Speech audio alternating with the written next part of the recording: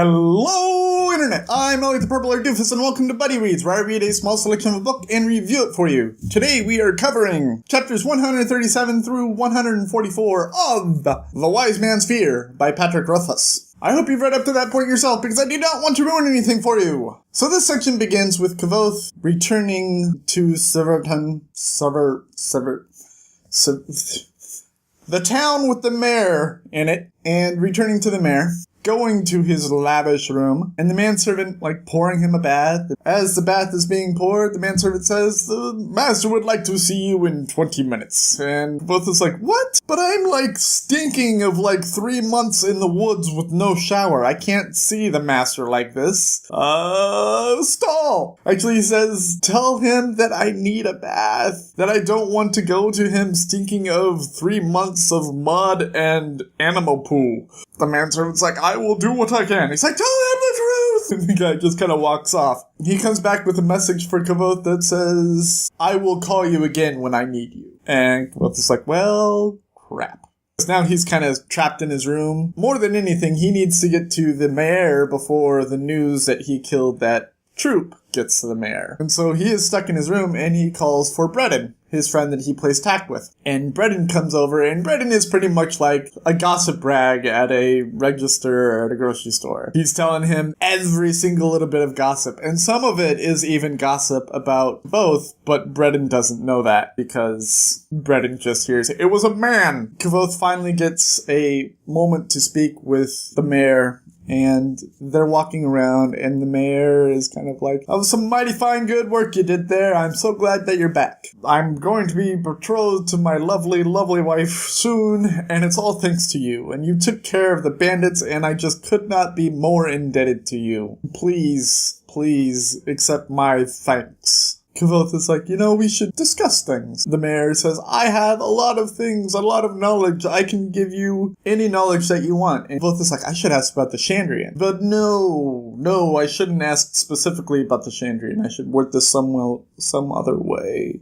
"Sir, do you know about the Emir?" And the mayor's like, "I loved the Emir growing up. I wanted to be one of the Emir growing up. And then I found out that I was rich and I didn't need to be the Emir, and that dream kind of faded." Kavod is like, "Do you still think about them?" And he's like, "I searched everywhere when I was little. Before I knew that I was rich, I searched everywhere looking for information on the Emir and couldn't find any. It was almost as if they wanted all of the information gone." And you find out that the mayor has come to the same conclusions about the Emir as Kavod has. They've pretty much wiped themselves from the history books. The mayor says, "I have a question for you. I will ask you later. For now, I must attend to my wife and my lovely, lovely friends that I have gained thanks to you and saving my life and all of that stuff." And Kavod is like, "Okay, of course." And then Kavod goes around town and he starts asking about Dinah. Now, normally, I would be like, Dinah. But it has been so long since Kavod has even mentioned her name that I'm just kind of like, I kind of get why he's doing this right now. It's fine. I'm okay with this right now. Plus, I still want to know what was up with Dinah with her going around in the alleyways and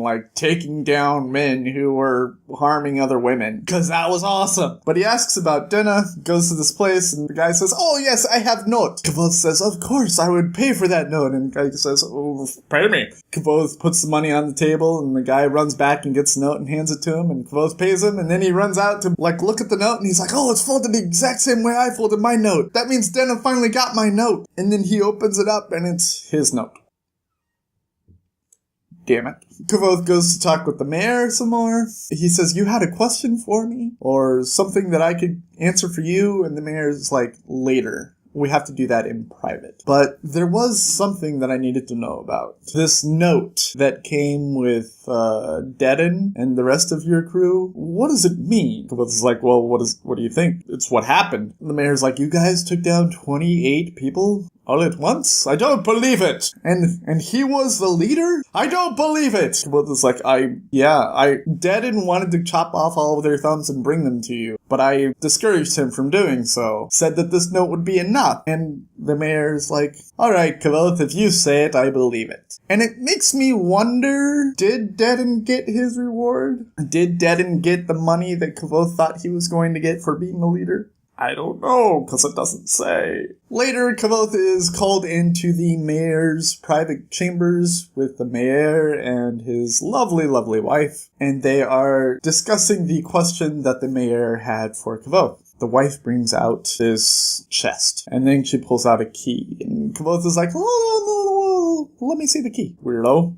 Here's a key. And then the wife unlocks the chest and opens it up and then pull out this other box, and Kavod is like inspecting the box, and they're like, whoa, hold on a second, that's not even the question yet. And Kavod is like, I prefer to see every level of my puzzle, thank you very much. I like it peel. The mayor's like an onion. Caboose is like, more like a flower. They pull out this other box that has no seams. It has no latches. It has no hinges. All it has is writing on the side, and Caboose is looking at it, and he's tipping it this way and that, and he's hearing something rattle inside, and they're like, what is it? What's inside? Caboose is like, well, it could be something dangerous. It could be something precious. It could be something that no one is ever supposed to touch ever. And they're like, why hold on to it? And he's like, well, maybe you can't destroy it. Like, oh, that's brilliant. He notices like the writing on the side is written in Yiddish. He doesn't know Yiddish, so he can't read it to unlock the box.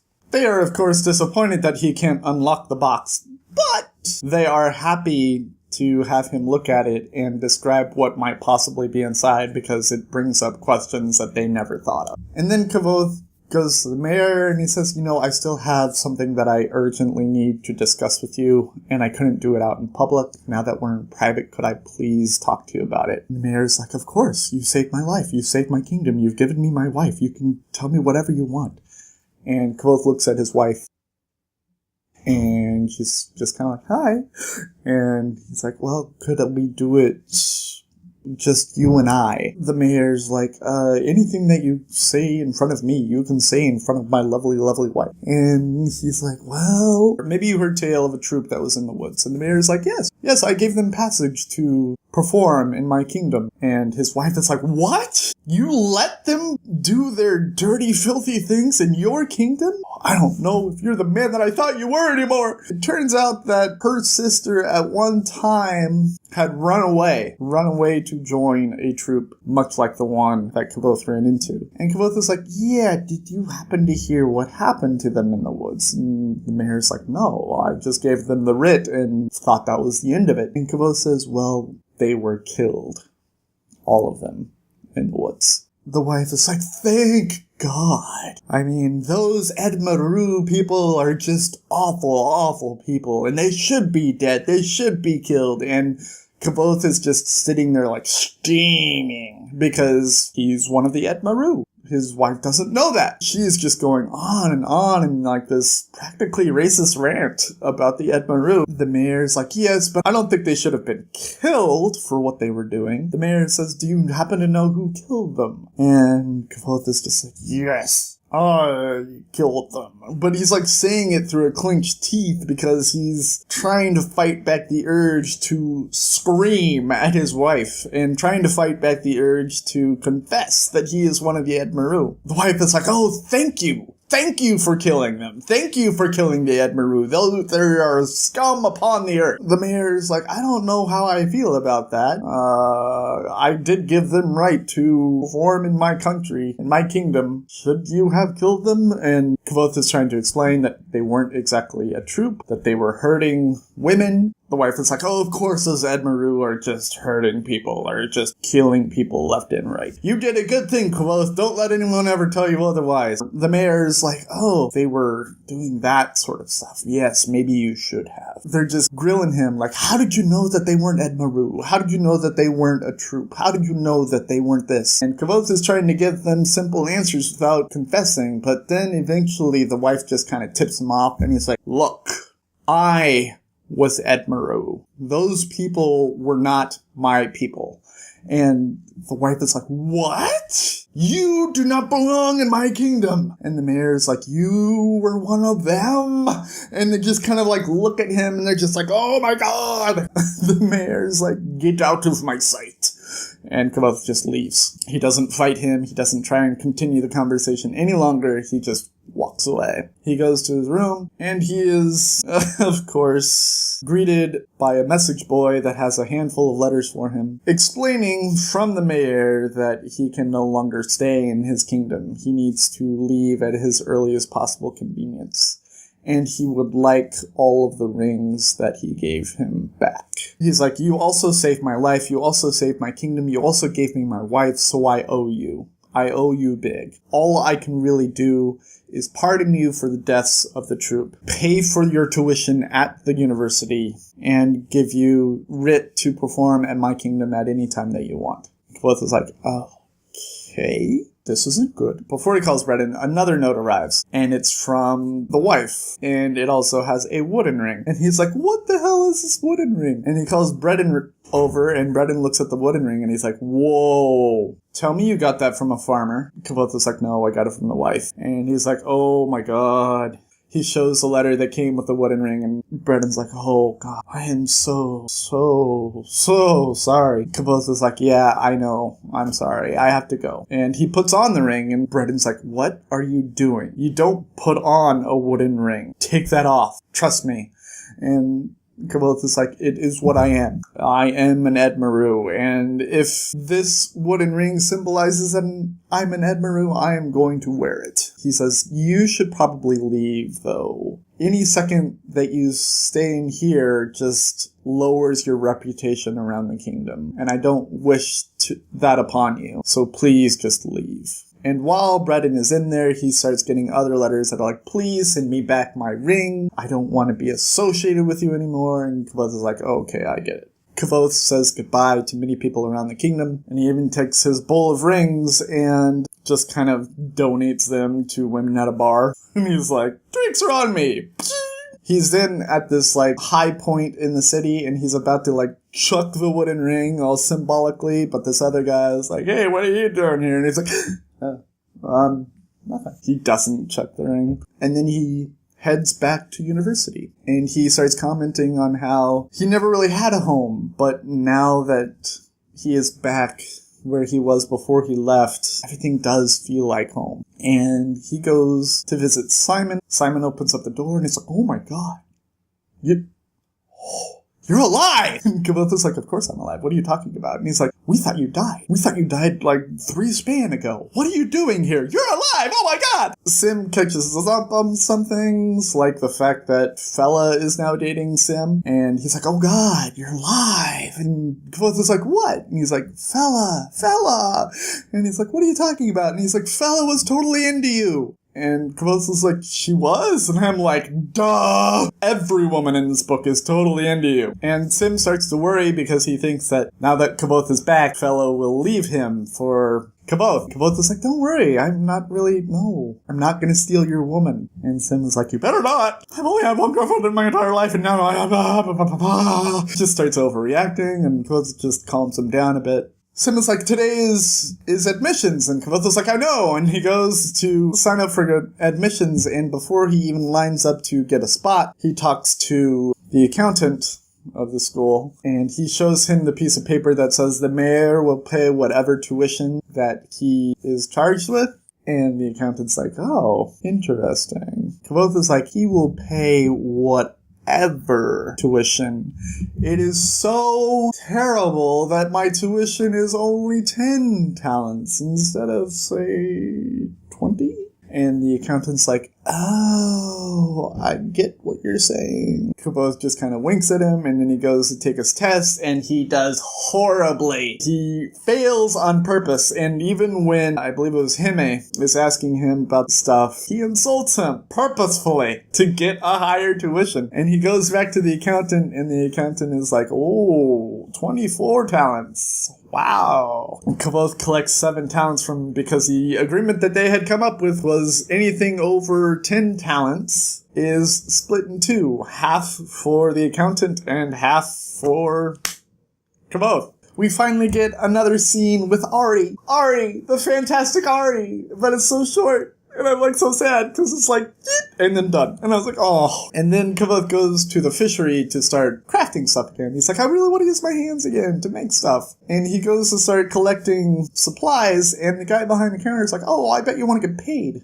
don't you? And he's like, paid? What are you talking about? And the guy's like, well, we've been selling this thing called the Bloodless. Apparently you made it. And he brings out this object, and Cometh is like, that's my arrow catch. And the guy's like, yeah, it works really well. We even modified something so it looks better. And Cometh is like, you've been selling it? They're like, yeah. And apparently when something is over a certain amount of money, you get a percentage. And Cometh is like, really? The guy's like, yeah. He gives him like, I think it's 30 talents. And Cometh is like, wow, this is amazing. But I'm thinking in my head, didn't the fishery guy say that he couldn't sell the arrow catch? What's going on there? And then Kavod goes to visit with Devi. And Devi is in kind of a mood. And he's like, what? No banter? And Devi's like, I thought you were dead. And Cometh is like, I'm not. And she's like, what are you doing here? I'm not giving you an extinction. He's like, I don't want an extinction. And she's like, oh, so what are you doing here? He's like, I'd like to pay off my debt. Debbie's like, are you sure you want to do that? You still have 2 months and a day. And Cometh is like, no, I'm good. I think I want to pay it off now. And Debbie's like, are you really sure? It's like, yeah. And then he's looking around and he's like, noticing all the books, noticing how expensive everything is. And he's like, wait a minute. You don't actually want the money, do you? And Debbie's like, of course I want the money. Just give me the money. And Caboose is like, no, you don't. You like having favors. You've been lending money to people in hopes that they'll have to owe you a favor. Because you don't actually exist on money. You exist on favors. Debbie's like, welcome to the gang. And then Cometh goes to meet with Eladin. Eladin notices his cloak that the Felorian made. Wow, that cloak is amazing. And he even, names it. And Cometh is like, how did you know that? And the guy's like, of course I knew that. How did you get it? And Cometh is like, we should talk. And he takes him to a cafe, and Eladin is like, oh my god, you took down a Felorian? And Cometh is like, yeah. And Eladin's like, I don't think you used the wind to take her down. I think you found her name. And Cometh is like, what? He's like, close your eyes. Can you see the name of the wind now? Cometh is like, no. So you can't call the wind if you were asked to, but you could call the wind if you needed to. And Cometh is like, yeah. And Eladin's like, interesting. And our section ends with Kavod saying that he didn't actually train with Eladin because there was no class that Eladin was teaching that semester, but he trained with him privately. That was a lot of talking. My main issue right now with this section is the arrow catch, is the bloodless. Didn't the guy say that he couldn't sell it? And then he just takes the plans and makes it, mass produces it with his other students so that they can sell it? What? That felt... Wait. What? That's all sorts of wrong, right? This book is falling apart at the end. Speaking of the end, we finish it tomorrow. Prepare for that. If you like what I'm doing, go ahead and click the subscribe button. If you like this video specifically, go ahead and click that like button. And go ahead and leave a comment letting me know what other plot holes I might have missed or you want to fill in. Because, I don't know, some of them are starting to pop up now right at the end here. I've been Alec the Purple Air Doofus. This has been Buddy Reese reminding you to watch your Pajama Radius, and I will see you all in the final section of The Wise Man's Fear by Patrick Rothfuss. Toodles!